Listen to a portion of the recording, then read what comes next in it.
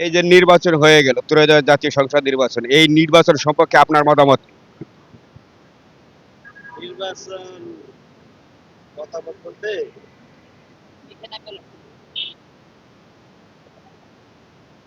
ভাই নির্বাচন হয়েছে, এটা হচ্ছে একটা আপনার এই তেল নুন ছাড়া নির্বাচন, বুঝছেন?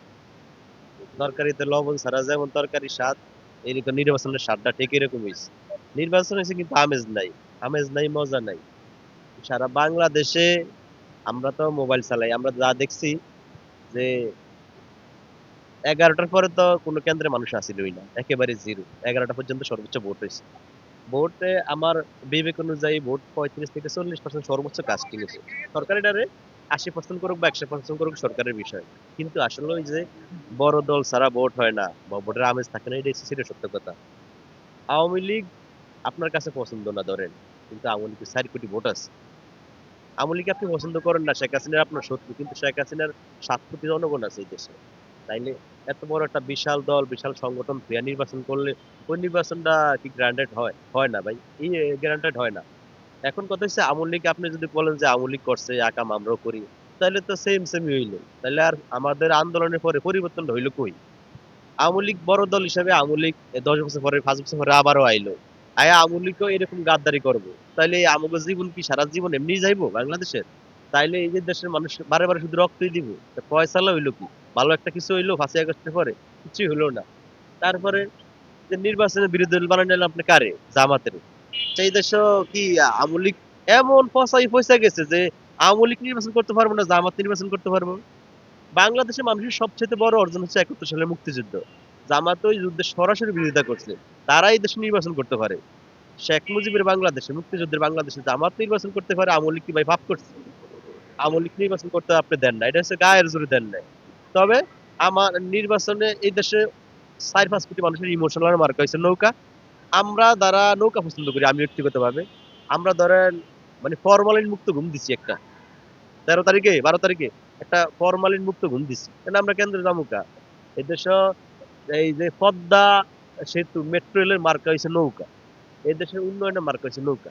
ওই নৌকা মার্কা আপনি দেন নাই বেলেটে, এই বেলেটে আমরা যামুকা? শেখ হাসিনার মানুষ পছন্দ করে ভালোবাসে, এটা আমি বুঝছি 12 তারিখে। কারণ কেন্দ্র যখন দেখছি জিরো, তো মানুষ বিশ্বাস করছে যে শেখ হাসিনা মানুষ মানে ভালোবাসে, পছন্দও করে, বুঝছেন? এখন যা বোঝার একটাই বুঝছি, যে বাংলাদেশেও যেহেতু বিপ্লব ছাড়া কিছুই হয় না, মানে হাসিনার জন্য একটা বিপ্লব আনতে হবে। কারণ এই বিএনপি ক্ষমতা যাওয়ার জন্য কি বিপদে পড়ছে, বুঝছেন? এই যে জামাত কত পরে পরে জিদ করে, আর বিএনপি নতুন দুলাবের মতন ভাও দিরা আবার ডাক্কা ডেকে আনে। কি বিপদে বিএনপি আছে কোন তো ভাই?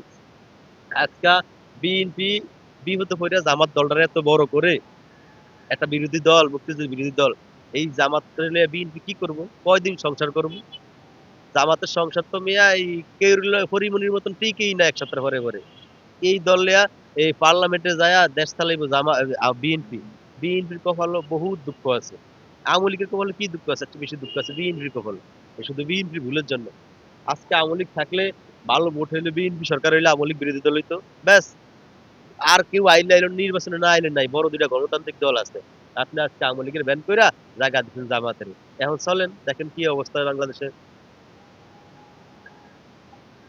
দেখা যায় আওয়ামী লীগকে আসলে ফেসবুকে বিভিন্ন গ্রুপে অ্যাক্টিভ দেখা যায়, আসলে মাঠে সক্রিয় না কেন আওয়ামী লীগ?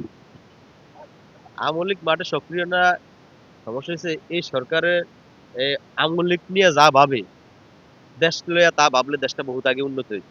এই সরকারের আমলে, এই সরকারের চিন্তা চেতনা মস্তিষ্কে সবসময় আওয়ামী লীগই থাকে। পুরা পুলিশ প্রশাসন সব কিছু দিয়ে আওয়ামী লীগের ব্যান করে রাখছে, আওয়ামী লীগ তো উঠতেই দেয় না। ধরেন নেতাটা তো একদম বাদ দেন, আমি রিক্সা চালাই, আগেও রিক্সা চালাইছি, আমিও যদি কিছু কথা কই আমারও এনে পিটাই প্রেস ক্লাবের সামনে। অথচ ইউনুস প্রথমে এক হয়েছে যে মানুষ তার নামে সমালোচনা করতে পারবে, কিন্তু আপনি করেন না, স্বাধীনতা নাই। আপনি বিভিন্ন পত্রিকা অফিস পুরাইছে না, তারাও কয় এখন লিখতাম পারি না, তাইলে কোন যুগে বাস করতেন আপনি?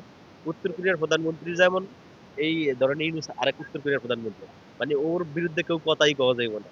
তো আমি এই নির্বাচনে ভোট দেই নাই, কারণ শেখ হাসিনা নাই, ভোট দেবো কা? আওয়ামী লীগ নাই, নৌকা নাই, ভোট তো দেবো না। তারপরেও যে ইউনুস নামে ক্যান্সার যে বাংলাদেশ থেকে গেছে, ইউনুস যে বাংলাদেশের ব্লাড ক্যান্সার, এই ক্যান্সার যে বাংলাদেশ থেকে গেছে, এটার জন্য আমি শুক্রিয়া করি, আলহামদুলিল্লাহ। এই যে নির্বাচনী যে তারা যে 60%, 65% দাবি করছে, আসলে এটা আপনাদের কাছে সাধারণ জন হিসেবে কত পার্সেন্ট মনে হয় যে ভোট প্রয়োগ করেছে? আমরা ভোট দেই নাই। এই দেশে অনেক বেশি অর্ধেক মানুষ ভোট দেয় নাই। তাইলে 60% হইছে কেমনে? মানে কারা দিলে 60% হয়? এই প্রধান নির্বাচন কমিশনের কি 60% এর মানে বুঝে? এ তো 60% কি এটাই বুঝে না। শুধু লিখে দিছে 60%। দেখেন কি একটা নির্বাচন হইছে। আচ্ছা জাতীয় পার্টি কি একটা আসনও পায় না? একটা আসন পায় না? এই দেশে জামাত ৭৬ টা আসন পায়। জাতীয় পার্টি একটা আসন পাওয়ার যোগ্য নাই। এত পয়সা গেছে।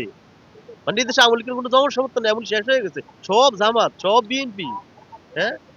কন আপনি কোন দেশে বসবাস করেন? এটা কি গণতন্ত্র? আপনি গণতন্ত্রের সিটপা ধরছেন।